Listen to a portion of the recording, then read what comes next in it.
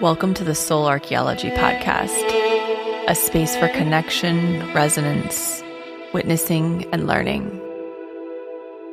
Together we'll harvest medicine from the spiral of life, sharing conversations with other embodied humans who have navigated their own initiations and found alignment with their true soul essence. With weekly astrology, energy updates, embodied conversation, and channeled teachings, this is a space for you to land and find resonance with the spiral of your own soul.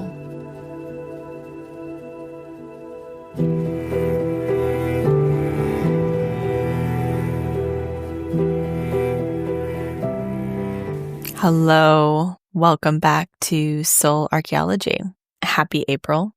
I talked a lot about the April forecast in the last episode, but this is a month where we begin to emerge from the slumber, from the deep waters, from the spaces and places we've been in, the places of reflection, the places of the past, the reverberation of the past.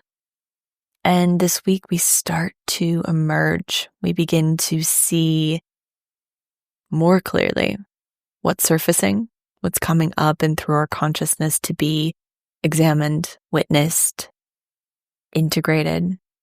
We've been spending so much time in the underworld. We've really been in the underworld since December of 2024, while Mars was retrograding until February, and then we shifted immediately into a Venus and Mercury retrograde. We're still in the shadow of Mars retrograde. We've had this major stellium in Pisces. And this week we begin to feel the earth beneath us. We begin to sense and feel the emergence of life, of movement, of mobilization. The freeze is beginning to thaw. But April is still a bridge month. This is a month where we begin to thaw, we begin to feel more into our bodies, more into the present moment, more into what's real and tangible in front of us. But we're still pulled backwards. We're still pulled into the past. We're still navigating the shadow of Mercury, Venus, and Mars throughout the month of April. We still have Saturn, Venus, Mercury, and the North Node in the late degrees of Pisces until the end of April. But we will continue to feel more warmth, to feel more light, to feel more illumination, to feel more of our physicality, what we can actually mobilize within our bodies and within our psyche. This week on April 7th, we have Mercury stationing direct in Pisces. On April 12th, we have a full moon in Libra, just minutes before Venus, the ruler of Libra, stations direct in Pisces. So this is a week of illumination. As we know, I've talked about this before in previous episodes, but when a planet stations direct, it reveals something. It emerges from the underworld. It brings forth the information, the data, whatever it's gathered through its underworld journey, up and through and into reality, through our consciousness, so that we can see what's been uncovered, what we've found out, what we've realized, what it's gathered in its underworld journey, realizations, revelations, emotions, clarity. It can be jarring when a planet stations direct. We might feel like something pops up and through our consciousness. It might feel that something is awakened within us. But it also often reveals a gift. It can bring a gift with it. It can bring a realization, a revelation, a shift within your reality that you've been waiting for or seeking. It might not feel like a gift, but it's something that you need. It's the piece of the puzzle that you need to move through and forward along your timeline. It might be very subtle. It might not even come up and through your consciousness. It might just be something that clicks into place within your life that you don't realize until weeks, months down the road. But when it changes direction, it can feel jarring. And this all depends on your own personal chart, where you have late degree mutable signs, Pisces especially, Virgo, Sagittarius and Gemini, those, if you have any planets at the late degrees, anything between 20 to 29 degrees of mutable signs, you will feel this the most. You will feel much more of it present within your reality, especially if you have a personal planet there. And if you have early degrees, cardinal signs, Aries, Libra, Cancer, and Capricorn, you'll feel it more towards the end of April, early May. And when a planet is retrograde, the energy is drawn inward. It begins to reveal what's suppressed, fragmented, what needs light so that we can emerge more whole and more integrated. It draws us deeper into ourselves to reclaim and shed light on what's been shadowed, what's been fragmented, what's been suppressed, what's been seeking the light of our own consciousness, our own awareness, our own love. Retrogrades are inward journeys. They help us to reclaim self and cross a threshold new. This is a time to slow down, to create space, and to notice what's beneath the surface.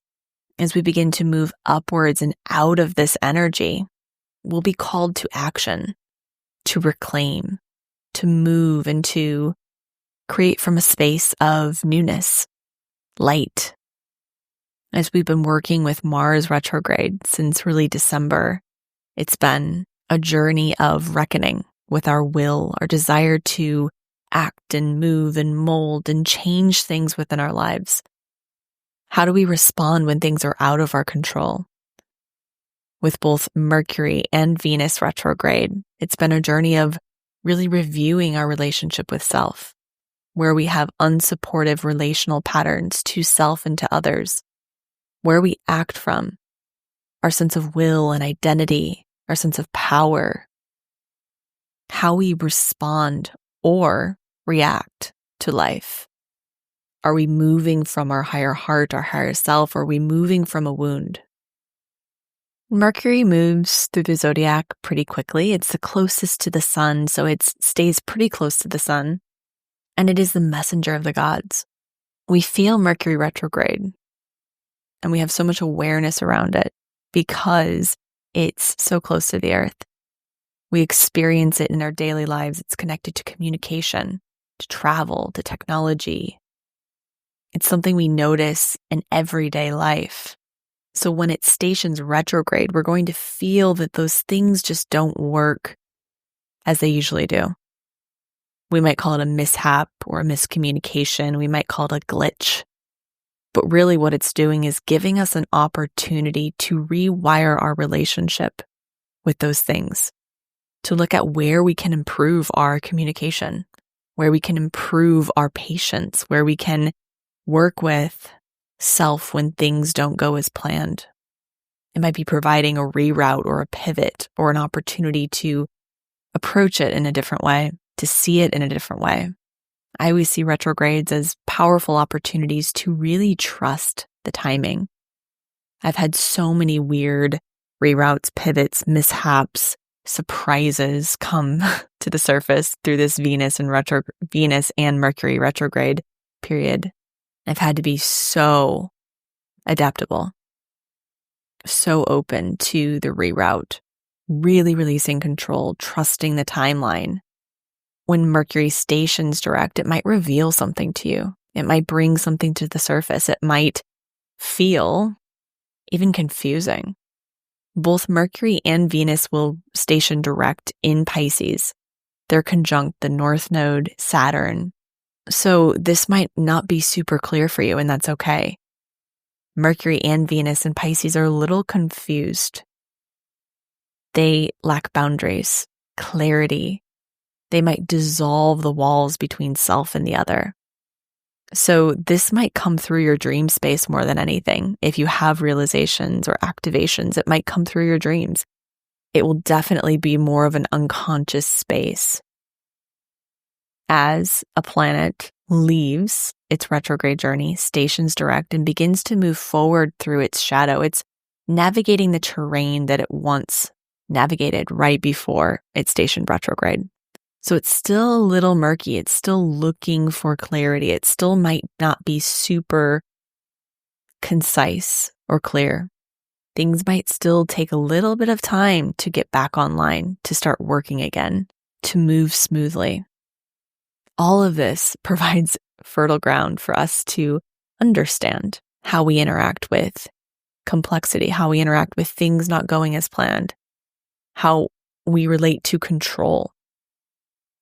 As Mercury and Venus move into Aries, once again, we're navigating this 0 point of Aries. I talked a lot about this in the last episode. What this point means, it's the point of creation. It's the point where we move back and forth between death and rebirth. So we're navigating this terrain of the back and forth over and over again. This is why it can feel like a confusing time, like we're being shaken up inside of a snow globe. Trust that what's rearranging itself beneath the surface is going to emerge and give you exactly what you need. As Venus stations direct in Pisces, she'll be navigating that space as she has been with Saturn, the North Node, and Mercury.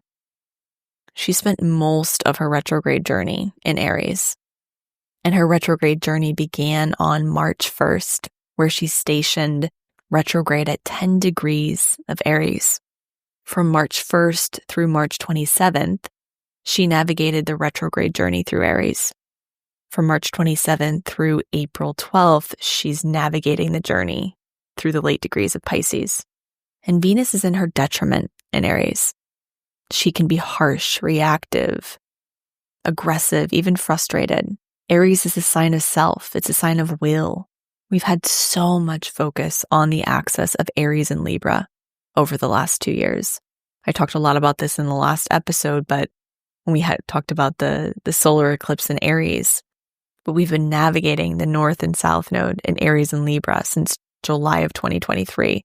We've had eclipses along this axis since April of 2023.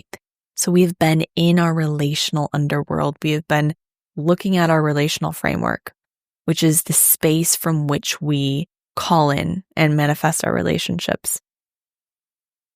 And our relationships to others, the relationships we have in our lives, are all a reflection of our relationship to self. We've had the North Node in Aries since July of 2023 until January of 2025, calling us into a deeper connection to self, looking at where we're maybe imbalanced, where we have unsupportive practices and tendencies within our relationships. I'll talk more about this when I talk about the full moon in Libra, but we've been in this deep reckoning of our relational framework. And it's pretty wild because Venus actually stations direct just minutes after the full moon in Aries this week on April 12th. And like I said, Venus began her retrograde journey in Aries, having us look at our relationship to self, activating and reconnecting to a deeper layer of self so that we can form a strong foundation for our other relationships that we're building upon from this relationship to self. When we have that strong foundation, we can create healthy relationships from that space. As she retrograded back into Pisces, she began to look at where we lack boundaries, where we live with rose-colored glasses, where we live in an illusion. Venus rules our relationships, our relationship to self, our relationship to others, how we give and receive love, our relationship to money, and our values. So we've had this reckoning within that space in our lives. As it moved from Aries to Pisces, it's really had us look at where we live in illusion, where we feel that we romanticize things, where we expect to be saved, victim consciousness, where we live in illusion. It's been confused because we've had all these other planets in the late degrees of Pisces. And this journey has been revealing where we live in illusion, where we romanticize our relationships or our financial situation, where we're playing the victim, playing into victim consciousness or victim dynamics where we feel disempowered, having us go back and into these spaces that are held deep within our subconscious that are not always available for us to see clearly how we participate in these layers of illusion. If there's something in your life that's been wanting to come up and through, that you've been wanting to manifest, but it hasn't, we always want to look at how we're participating, where there are subtle belief systems or fears that play into our inability to bring that through and up into our reality, to materialize it. Getting super clear on where we begin and end, the energetic and relational boundaries, healthy money habits, moving from delusion to truth. This has been a sobering time as Venus and Mercury have been in Pisces. And as they begin to move forward, it's going to start revealing more and more, like I said, these little gifts that arise, where we are playing into these illusions, where we need to sober up, where we need to get clear, where we're living from wounding in relation to our connections and our relationship with money and self. As Venus and Mercury station direct, it's going to have us start to act, mobilize, and create from a new space, a space of reality, truth. I just keep coming back to this sobering. I'm seeing it all across the board. I'm seeing it in friendships. I'm seeing it in my clients. I'm seeing it in my own life, family. We're being asked to sober up, to show up for life in the present moment, facing truth and reality, clearing out the clutter in our basement, our subconscious, where we grasp to illusion because it feels more comfortable than reality. But it's just keeping us in that space of delusion. It's keeping us in that space of believing that life is happening to us, that we don't have power to create and manifest our reality. So if you're waiting for something to manifest, this is an invitation to go into that space and to see and confront the potential that you could be participating in this not manifesting, where you're perhaps afraid of it, where you're more comfortable with it not coming up and through. I've been seeing within myself and also within the work that I do with clients, these really subtle layers coming forward, these subconscious layers where we hold really sneaky patterns. You might feel that you're totally and completely on board with what you're calling in, with the new timeline, with whatever you're manifesting or creating. Yet there might be this very small, subtle, yet impactful fear, belief, or part of you that isn't fully on board. And this is what we're sort of sorting through right now, is looking at the really subtle, or maybe even not so subtle, ways that we self-sabotage or hold ourselves back without even knowing it. And this can really happen, especially with the victim consciousness piece, and not being able to really notice when we're falling or dropping into that space until we're fully in it and living and breathing it. And we've dropped the reins of our lives. So as Venus and Mercury begin to move forward in Pisces, more will be revealed. As they move into Aries, as this month unfolds, we will be activated, pushed, encouraged to act, to mobilize, to create, to move, and begin to start down the new path. On April 12th, we have a full moon in Libra at 5:21 p.m. Pacific at 23 degrees of Libra. At this point, the Sun and Chiron will be conjunct at 23 degrees of Aries, which means this full moon is directly opposite Chiron in Aries.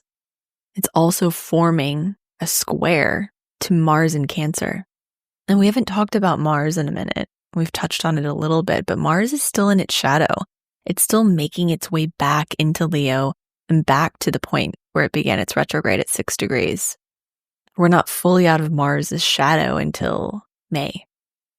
And so with this T-square forming between the Sun, Chiron, the Moon, and Mars, we have this grinding, this rebalancing, this push and pull to choose, to create, to mobilize, to attune to self, to get into the emotional layers, to really learn what's beneath the surface, to reckon with our desire for change, our desire for creation, our desire for movement and mobilization, with our knowing that there is divine timing and we are co-creators, and we have to trust to some degree as well in divine timing. And this transit through Cancer has been a deeply emotive, emotionally charged transit for Mars. Mars is used to taking action. In Cancer, it gets bogged down by emotion. And I only say that because Mars really likes to be free to move and to act and to respond in the way it wants to. In Cancer, it's brought deeper. It's asked to tend to the emotional layers, to respond from the emotional center, to feel more. And with it still being in its shadow, it could bring up emotions from the last 4 months of its journey. It could bring emotions to the surface that are old, that are needing your attention. You might even just feel this physically, like this might be a more physical full moon for some of you. And once again, we want to look at the late degree cardinal signs for this lunation. So wherever you have 19 to 27 degrees of cardinal placements, Aries, Libra, Cancer, or Capricorn, you will feel this full moon more intensely. And this is the first moon in Libra that we've had in 2 years that hasn't been an eclipse. So this might be a soft moon for you. This is the beginning of a new relational chapter. It's an opportunity to rebalance relationships, to move forward in a more balanced and connective way. We just had a solar eclipse in Aries, a new moon in Aries. This Libran full moon is going to give us another opportunity to release these relational patterns that don't serve. And we really want to think back to October 2nd, 2024. We had a solar eclipse in Libra. This full moon in Libra is completing a cycle that began then. Just after we have this full moon, Venus stations direct.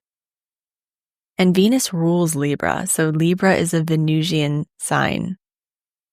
Like I said, Chiron's also at play, so it's going to reveal maybe where we have this push and pull internally, where we have this desire for freedom, for individuality, for sovereignty, space, action, change, and where we're tethered to others, where we might feel stuck or fated within our relationships.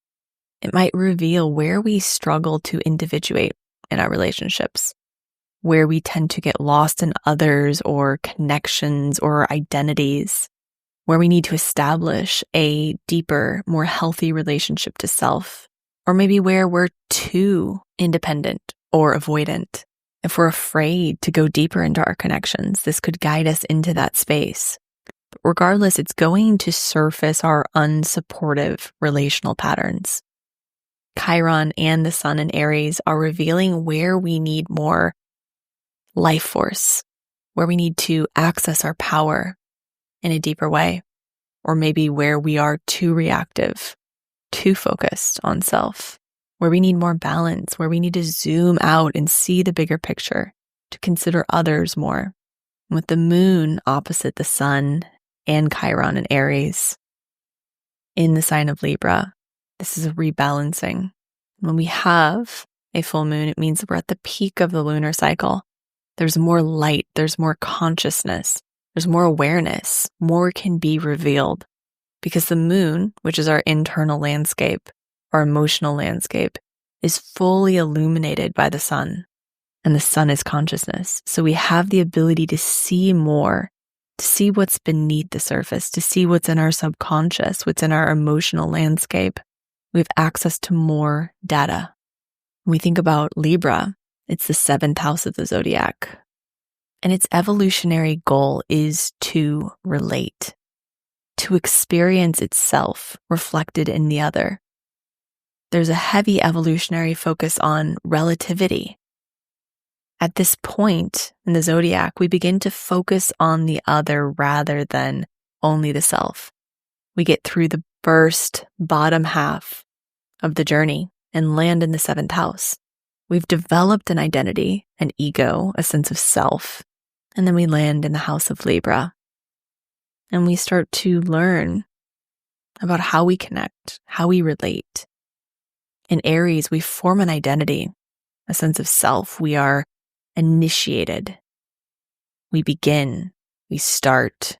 In Libra, we begin to refine. We explore who we are reflected in the other. Libra is the nervous system of the zodiac, always taking in data and info and computing the best outcome for all, whatever will keep the equilibrium. Through Libra, we learn that peace is not inherent. It's earned through practice and intention. Through Libra, we learn what we need to feel more balanced, whole, resourced, and regulated. We learn that we must access the peaceful space within, the balance, the anchor. Libra is initiatory. It's a cardinal sign. So it's curious. It's exploratory, testing outcomes and relationships.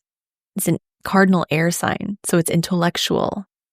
Its shadow is that it can be unhinged, flighty, indecisive, uncommitted in its search for the other, in its search for balance, in its search for, it can become overwhelmed or dissociated while trying to find balance. It can create fragmentation, people-pleasing, self-abandoning, overstimulation, and overwhelm, a hesitancy to commit because it's always computing so much, taking in each and every option. It can lose its own center point. And that's where we get into the unhealthy relational patterns of self-abandonment, of overcompensating, overfunctioning, avoidance, over-intellectualizing things and not being able to really feel or be present in what it's actually experiencing. So this full moon will reveal where we are imbalanced, either in our connection to self and others, within our money framework, where we need more groundedness or where we need more movement. Full moons ask us to release something. When we reach that culmination point, there's a release of something. It could be a release of a pattern. I have a feeling a lot of relational patterns have probably been coming to the surface over this Venus retrograde. Venus is giving us time to gently and lovingly release this pattern. This could feel like a wounded moon with Chiron and Mars in its shadow in Cancer. This is also a really powerful alchemical point. We create cords with each and every person we're physically or emotionally intimate with. The roots of these cords hold information and data for the lessons and learnings that we're meant to experience together. So we call in and attract people from these cords, from these wound points. When we call in someone from a wound, we connect to each other through that wounding, which creates a cord. This moon will reveal where we hold cords. So we get to sense and feel into the point where that cord connects into us and understand how to alchemize that space, to take ownership for our portion of it, to accept that we are a full participant and to shift and change our side of that cording, to heal the wounding and to release that cord so that we can connect with that person, hopefully, from the higher heart rather than the wound. This is why I don't always recommend just cutting cords with people, because it's easy to forget that we are also participating in that relational dynamic. And when we just release it to the other person, we aren't doing our own work around it. And then we call in someone from that exact same wound point again. So this full moon will illuminate where we hold those cords. With Chiron involved, with Mars and Cancer involved, will present an opportunity to rebalance our relational framework, to look at where we're operating from, where we're calling in relationships from, where we need more time for self, more space for self, or perhaps where we need more space for the other, for relationships. So this is an incredibly powerful time. If you're deep in the relational work, this could present a gift to you. As we move through April, we start to build momentum. The energy starts to shift. We start to gain some speed. And this week really initiates that. I highly recommend spending as much time in nature as you can this week. I feel like that's always the case, but especially this week. Libra is able to rebalance itself in nature because nature is naturally balanced. And when it has something to focus on externally that feels peaceful and balanced, it's able to find that center point more easily within. So enjoy some time in nature. Spend time reflecting, noticing what these little subconscious gifts are bringing, the insights, revelations, little nuggets of data and wisdom. Thank you, as always, for being here, for being present, for listening, for sharing. I'm so grateful you're here, and I hope you have a beautiful week. Happy full moon.